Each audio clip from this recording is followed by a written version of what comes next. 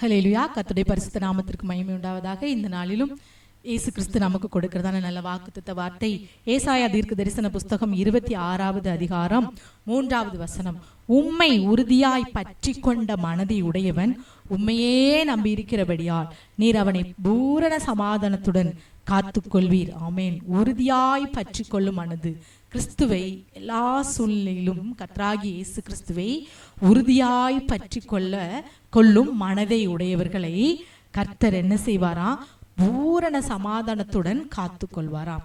உண்மையே இயேசுவையே, இயேசு கிறிஸ்துவையே நம்பி இருக்கிறபடினால், அவரையே எல்லா சூழ்நிலைகளிலும் நம்பி இருக்கிறபடினால், என்னைக்கோ எப்பவோ எதற்கோ நான் நம்பினேன், கிடைச்சது கிடைக்கல விட்டுட்டேன், அப்படி இல்லாதபடி எல்லா சூழ்நிலைகளிலும் அவரையே உறுதியாய் பற்றி கொள்ளும் மனது, எல்லா சூழ்நிலையிலும் இயேசுவை உறுதியாய் பற்றி கொள்ளும் மனதை உடையவர்களை அவர் பூரண சமாதானத்துடன் காத்து கொள்வாராம். சிலரை பார்த்தீங்கன்னா எல்லாவற்றுக்கும் எந்த காரியத்தை எடுத்தாலும் இயேசுதான் எனக்கு இதை செய்தார், ஏசப்பா இல்லைனா நான் இல்லை, அவர் தான் எனக்கு இதை செய்தார், நான் பார்க்கறது எல்லாம் ஏசப்பா எனக்கு கொடுத்த ஆசீர்வாதம் அப்படின்னு சொல்லி எல்லாவற்றிலும் தன்னை முக்கியப்படுத்தாதபடி, தன் பலனை, தன்னுடைய காரியத்தை நான் தான் இதை செஞ்சேன் அப்படின்னு சொல்லாதபடி இயேசு கிறிஸ்து தான், அவர் தான் அப்படின்னு சொல்லி அவர் மூலமாக தான் எனக்கு எல்லான்னு சொல்லிட்டு இயேசுவே சொல்லுவாங்க. அவரையே பற்றி பிடிச்சிட்டு இருப்பாங்க உறுதியாய். அப்படிப்பட்ட ஜனங்களை இங்கே நீங்களும் கூட நானும் அப்படித்தான் சொல்கிறீங்களா?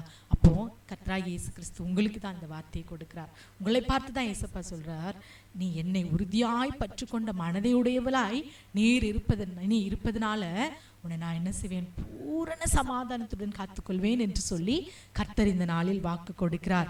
ஆகவே நீங்கள் கவலைப்படாதீங்க, சோர்ந்து போகாதீங்க.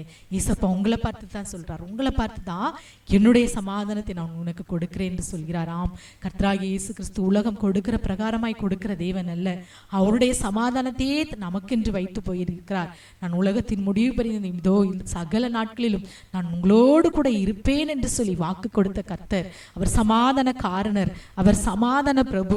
நமக்கு சமாதானத்தை உண்டு பண்ணும் ஆக்கினை அவர் மேலதான் வந்ததாம். ஆகவே அவர் நமக்கு பூரண சமாதானத்தை தருவார். அவரை உறுதியாய் பற்றி கொண்ட மனதையுடையவர்களாய் நீங்க எல்லா சூழ்நிலைகளிலும் அவரை நம்பி இருப்பதை அவர் அறிவார். ஆகவே உங்களை எல்லா சமாதானத்திலும் காத்துக்கொள்ள அவர் வல்லமை உள்ளவராய் போதுமானவராய் இருக்கிறார். ஆகவே அதே நேரத்துல இன்னொரு வார்த்தை பாருங்க, எரேமியா 17:5 கர்த்தரை விட்டு விலகுகிற இருதயமுடைய மனுஷன் சபிக்கப்பட்டவன் என்று சொல்லி கர்த்தர் சொல்கிறார். ஆமென். என்னை உறுதியாய் பற்றி கொள்ளும் மனதையுடையவர்களை பூரண சமாதானத்துடன் காத்துக்கொள்ள அவங்க ஆசீர்வதிக்கப்பட்டவங்கன்னு சொல்றாரு. அதே போல அந்த இருதயம் உறுதியாய் பற்றி கொள்ளும் இருதயமா இல்லாதபடி விட்டு விலகுகிற இருதயம், சூழ்நிலைக்கு ஏற்ப ஒரு 4 மனுஷங்களை பார்த்த பிறகு, 4 பணக்காசை பார்த்த உடனே, 4 ஆட்கள் கூடி வருவதை பார்த்த உடனே விட்டு விலகுவாங்க, ஆராதனையை விட்டு விலகுவாங்க, அவரை ஆராதிக்கிறத ஸ்தோத்தரிக்கிறதுல இருந்து சபை கூடுவதிலிருந்து விடுவாங்க, ஜெபத்தை வேத வாசிப்பிலிருந்து விடுவாங்க. அந்த விட்டு விடுகிற இருதயம், அவர் மேல உள்ள அன்பிலிருந்து கொஞ்சம் கொஞ்சமா விட்டு தூரம் போவாங்க.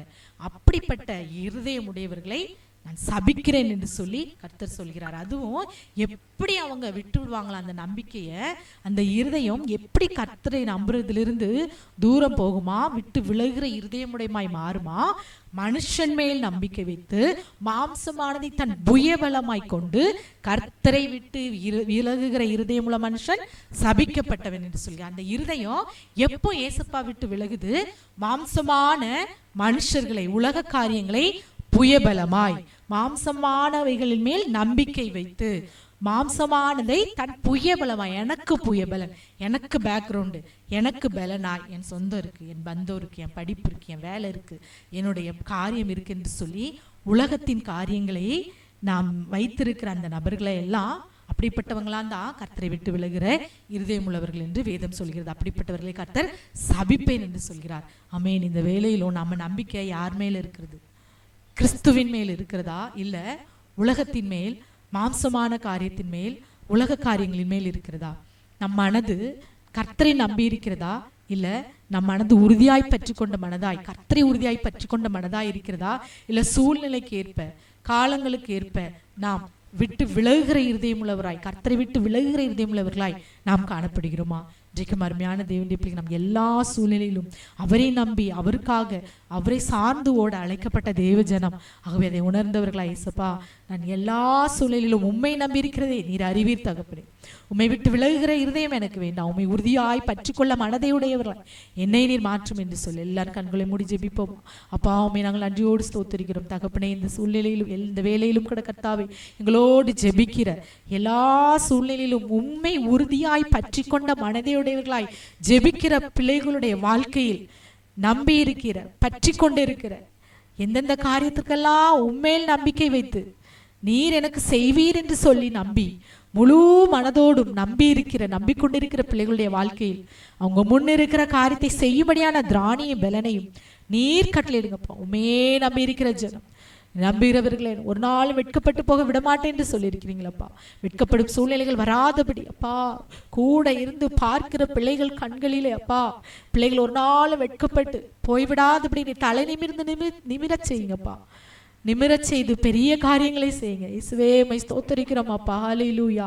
இந்த நாளிலும் ஜெபிக்கிற ஒவ்வொரு பிள்ளைகளும் உம்மை உறுதியாய் பற்றி கொண்ட பிள்ளைகளாய் மென்மேலும் உண்மையே சார்ந்திருக்க உம்மால் கிடைக்கக்கூடிய பூரண சமாதானத்தையும் பெற்றுக்கொண்டவர்களாய் காணப்பட நிற்கிருபை செய்யுங்கப்பா. எந்தெந்த காரியத்திலுமே நம்பி இருக்கிறார்களோ அதிலே அந்த காரியத்தை வெற்றியாய் செய்து முடித்து பூரண சமாதானத்தோடு திருப்தியோடு எல்லாவற்றையும் முடித்தவர்களாய் வாழ நீர் கிருபை செய்யும்.